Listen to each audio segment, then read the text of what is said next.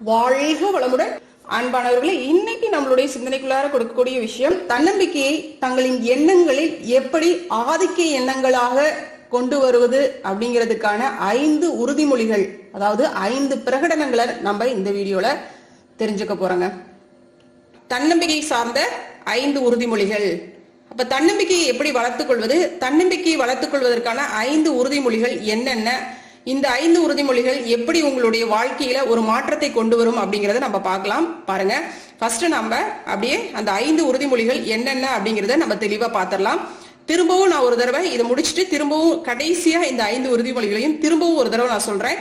அப்படியே நோட் பண்ணி வச்சுக்கிட்டீங்கன்னா கூட கண்டிப்பா உங்களுக்கு ரொம்ப யூஸ்ஃபுல்லா இருக்கும். சரிங்களா?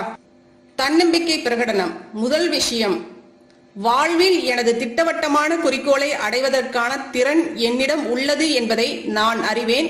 எனவே அதை அடைவது குறித்த விடாமுயற்சியையும் தொடர் நடவடிக்கையையும் என்னிடமிருந்து நான் கோருகிறேன்.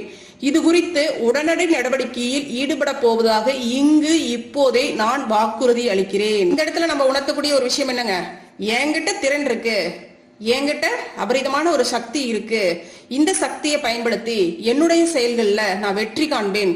இதுக்கு என்னுடைய விடாமுயற்சியும் அதுக்கான செயல்களை செய்வதற்கான தொடர் முயற்சியும் நான் போட்டுக்கிட்டே இருப்பேன். அந்த செயல்ல நான் வெற்றி அடையும் வரை என்னுடைய முயற்சியை நான் ஒருபோதும் கைவிட மாட்டேன் அப்படின்னு அந்த வாக்குறுதியை நம்மளுடைய மனதிற்கு தெரிவிக்க வேண்டும். இதை நம்ம என்ன பண்ணுங்க, சவுண்டா சொல்லணும் நம்மளுடைய ஆள் மனசுகிட்ட. இதை நீங்க ஒரு பேப்பர்ல எழுதிடணும். அடுத்து 2வது விஷயம் என்னன்னு பாத்தீங்கன்னா, என் மனதில் உள்ள ஆதிக்க எண்ணங்கள் இறுதியில் வெளியுலகில் மெல்ல மெல்ல தம்மை வெளிப்படுத்திக் கொள்ளும் என்பதை நான் உணர்கிறேன். எனவே ஒவ்வொரு நாளும் 30 நிமிடங்கள் என்னுடைய எண்ணங்கள் மீது நான் கவனத்தை குவித்து நான் எப்படிப்பட்ட நபராக ஆக விரும்புகிறேனோ அந்த நபரை என் மனதில் காட்சிப்படுத்தி பார்ப்பேன். இவ்வழியில் என் மனதில் ஒரு தெளிவான படத்தை நான் உருவாக்குவேன். இன்னைக்கு வெற்றிகரமான மனிதர்களாக வாழ்ந்து கொண்டிருக்கும் நபர்கள்லாம் எப்படி இருக்கிறாங்க அப்படின்னு பாத்தீங்கன்னா, தன்னுடைய மனதுல தன்னுடைய பிம்பத்தை ஒரு பெரிய லெவல்ல அந்த மாதிரி காட்சிப்படுத்தி பார்க்கறதுனாலதான் இன்னைக்கு அவர்கள்லாம் ஒரு உயர்ந்த நிலையில இருக்கிறாங்க. ஆனா நம்மளாம் எப்படி இருக்கிறோங்க, நம்மளுடைய பிம்பங்களை எப்படி காட்சிப்படுத்துறோங்க, ரொம்ப லோ லெவல்ல அந்த மாதிரி காட்சிப்படுத்துறதுனாலதான் நம்மளுடைய வாழ்க்கை தரம்லாம் இன்னும் மேம்படாம அப்படியே இருக்கு. அப்ப நம்மளுடைய எண்ணங்களை எப்படி உயர்ந்த எண்ணங்களாக ஆக்குறது, நம்மளுடைய வாழ்க்கை தரத்தை எப்படி மேம்பட்ட வாழ்க்கையாக மாத்தி கொண்டு போறது அப்படிங்கிறதுக்கு இந்த ஆதிக்க எண்ணங்கள் ரொம்ப உறுதுணையா இருக்குங்க. அப்ப நீங்க எப்படிப்பட்ட நபராக ஆக விரும்புறீங்களோ, உங்களுடைய வாழ்க்கை தரம் எப்படி ஆக வேண்டும் அப்படின்னு நீங்க நினைக்கிறீங்களோ அந்த எண்ணங்களை உங்களுடைய மனதில் ஆதிக்க எண்ணங்களாக, அந்த எண்ணம் மட்டும்தான் உங்களுடைய ஆழ் மனசுல அப்படியே அப்படி ஒரு பதிவா பதிஞ்சிருக்கணும். அந்த அளவு நீங்க அந்த எண்ணங்களை திரும்ப திரும்ப திரும்ப திரும்ப உள்ள அப்படி கொடுக்கணும். அவ்வளவு சக்தி மிகுந்ததாக நீங்க உள்ளுக்குள்ளார கொடுக்கும் பொழுதுதான் அந்த எண்ணம் வளர்ச்சி பெற்று உங்களுடைய வாழ்க்கையில் நிகழ்வுகளாக நிகழ்த்தி கொடுக்கும். எப்படி இந்த தவறான வாழ்க்கை, இந்த தவறான ஏழ்மை நிலை, இதெல்லாம் எப்படி வந்தது அப்படின்னு நீங்க ஆராய்ச்சி பண்ணும் பொழுது உங்களுடைய எண்ணங்களின் தாக்கங்கள் தான் நீங்க இந்த நிலையில இருக்கிறதுக்கு காரணம் அப்படிங்கிறது தெளிவா புலப்படும். நம்மளுடைய தவறான எண்ணங்கள் தான். அப்ப இந்த எண்ணங்களை தூக்கி எறிஞ்சிட்டு நம்ம என்ன பண்ணணுங்க, நம்மளுக்கு ஆதிக்க எண்ணங்களாக எதை கொண்டு வரணும், நம்மளுடைய வாழ்க்கையை எப்படி வெற்றிகரமாக கொண்டு போவது, நம்மளுடைய வாழ்க்கையின் தரத்தை எப்படி மேம்படுத்தி கொண்டு போவது, நம்மளுடைய வாழ்க்கை எப்படிப்பட்ட உயர்ந்த வாழ்க்கையாக இருக்க வேண்டும் அப்படிங்கிறத நம்ம காட்சிப்படுத்தணும். டெய்லியும் பாத்தீங்கன்னா ஒரே மாதிரியான காட்சிப்படுத்தல் தான் இருக்கணும். ஒவ்வொரு நாளும் நீங்க மாத்தி மாத்தி பண்ணீங்கன்னா கண்டிப்பா அது வேலைக்கு ஆகாது, அது நடக்காது. ஒரே மாதிரியான எண்ணங்கள் தான் அங்க உள்ள ஓடணும். ஒவ்வொரு நாளும் ஒவ்வொரு மாதிரியான சிந்தனைகள் உள்ள வந்துச்சு அப்படின்னா கண்டிப்பாக அங்க சக்சஸ்க்கு இடமே இருக்காது. இப்போ ஒரே மாதிரியான சிந்தனை ஓட்டம் இருக்கணும், அதுதான் விஷயம். புரியுதா பாருங்க.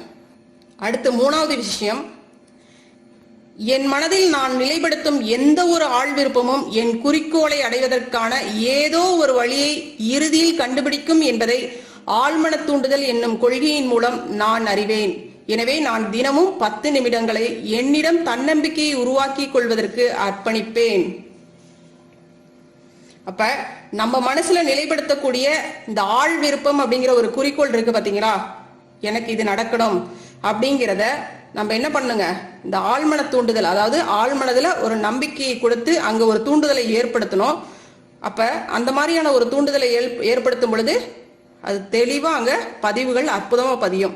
இப்ப இந்த மாதிரியான ஒரு விஷயத்துக்கு டெய்லி ஒரு 10 நிமிஷம் ஒதுக்கி நம்ம திரும்ப திரும்ப சொல்லும் பொழுது அங்க தன்னம்பிக்கை அபரிதமா பிறக்கும். இப்ப அந்த இடத்துல எந்த மாதிரியான பிரகடனத்தை எடுத்துக்கணுங்க? தினமும் நான் இது சம்பந்தமா ஒரு 10 நிமிஷம் சொல்லி என்கிட்ட நான் தன்னம்பிக்கையை உருவாக்கி கொள்வதற்கு அர்ப்பணிப்பேன் அப்படின்னு ஒரு பிரகடனம். அடுத்து 4வது பிரகடனம் என்ன அப்படின்னு பாத்தீங்கன்னா, வாழ்வில் என்னுடைய திட்டவட்டமான முக்கிய லட்சியத்தை ஒரு தாளில் நான் மிக தெளிவாக எழுதியுள்ளேன். அதை அடைவதற்கு போதுமான அளவு தன்னம்பிக்கையை என்னுள் நான் உருவாக்கி கொள்ளும் வரை முயற்சிப்பதை நான் ஒருபோதும் நிறுத்த மாட்டேன் அப்படிங்கிறத இந்த ஆழ் மனசுகிட்ட நம்ம தெளிவா தெரிவிச்சிடணும். அப்ப இந்த ஒரு விஷயம் சார்ந்த தன்னம்பிக்கை என்கிட்ட அபரிதமா உள்ள வரும் வரை நான் இதை முயற்சிப்பதை ஒருபோதும் நிறுத்த மாட்டேன் அப்படின்ட்டு இந்த ஒரு பிரகடனத்தை நம்ம எழுதிக்கிறோம், 4வது பிரகடனத்தை.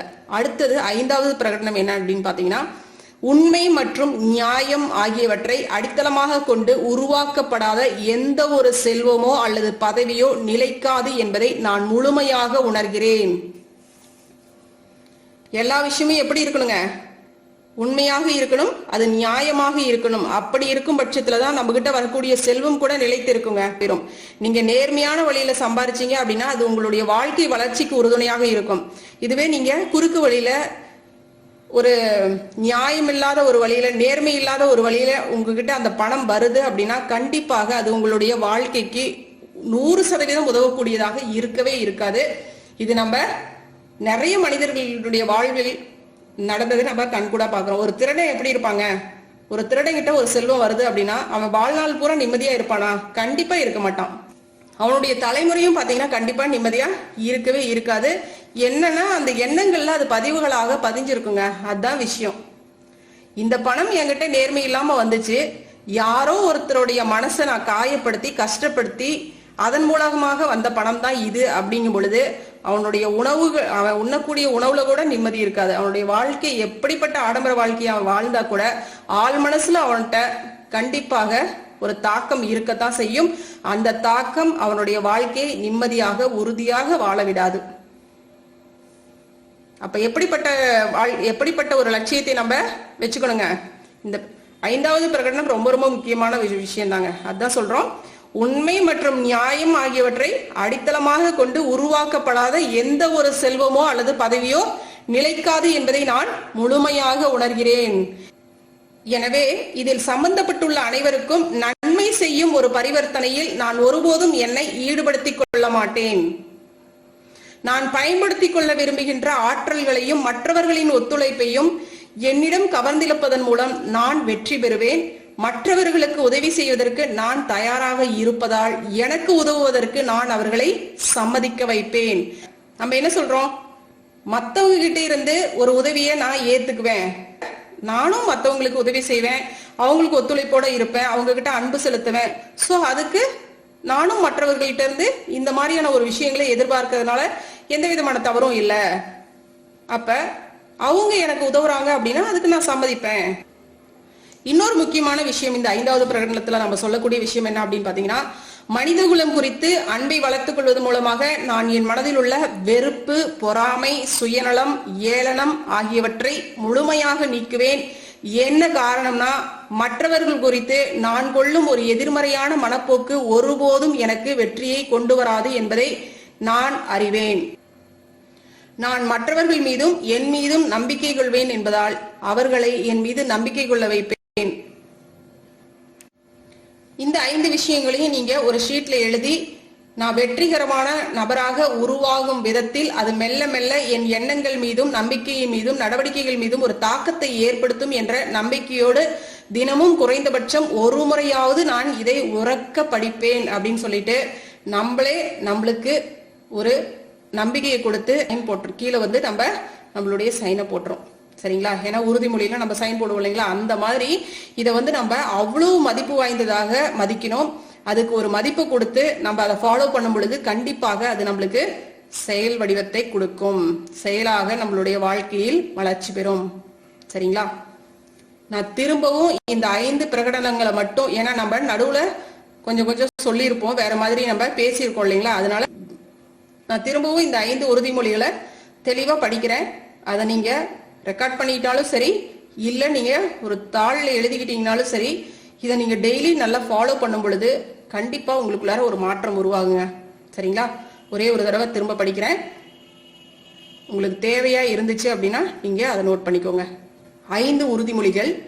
முதல் விஷயம், வாழ்வில் எனது திட்டவட்டமான குறிக்கோளை அடைவதற்கான திறன் என்னிடம் உள்ளது என்பதை நான் அறிவேன். எனவே அதை அடைவது குறித்த விடாமுயற்சியையும் தொடர் நடவடிக்கையையும் என்னிடமிருந்து நான் கோருகிறேன். இது குறித்து உடனடி நடவடிக்கையில் ஈடுபட போவதாக இங்கு இப்போதே நான் வாக்குறுதி அளிக்கிறேன். இரண்டாவது விஷயம், என் மனதில் உள்ள ஆதிக்க எண்ணங்கள் இறுதியில் வெளியுலகில் மெல்ல மெல்ல தம்மை வெளிப்படுத்திக் கொள்ளும் என்பதை நான் உணர்கிறேன். எனவே ஒவ்வொரு நாளும் 30 நிமிடங்கள் என்னுடைய எண்ணங்கள் மீது நான் கவனத்தை குவித்து நான் எப்படிப்பட்ட நபராக ஆக விரும்புகிறேனோ அந்த நபரை என் மனதில் காட்சிப்படுத்தி பார்ப்பேன். இவ்வழியில் என் மனதில் ஒரு தெளிவான காட்சி படத்தை நான் உருவாக்குவேன்.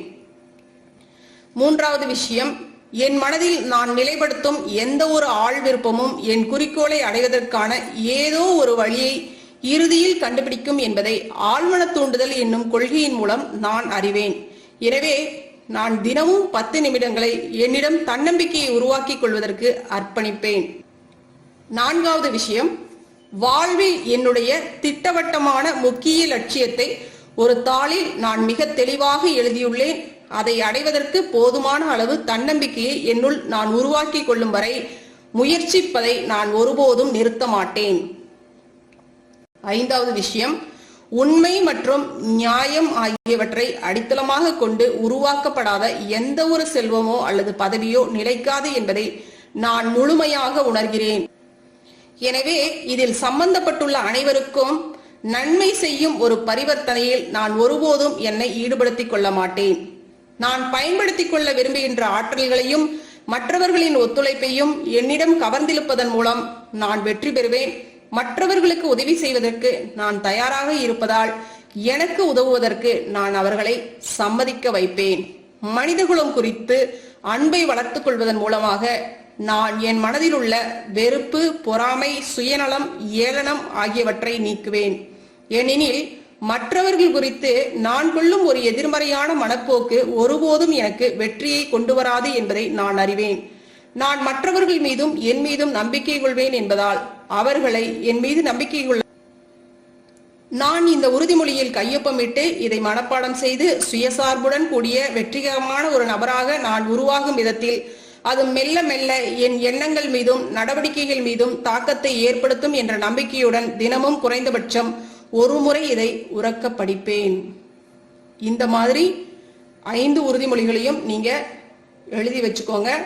கடைசியா நீங்க இந்த ஒரு விஷயத்தையும் செஞ்சிருங்க. மனப்பாடம் செஞ்சு கண்டிப்பா நான் இதை என் எண்ணங்கள் மீது ஒரு தாக்கத்தை ஏற்படுத்துவேன், அதை ஆதிக்க எண்ணங்களாக நான் கொண்டு வருவேன்.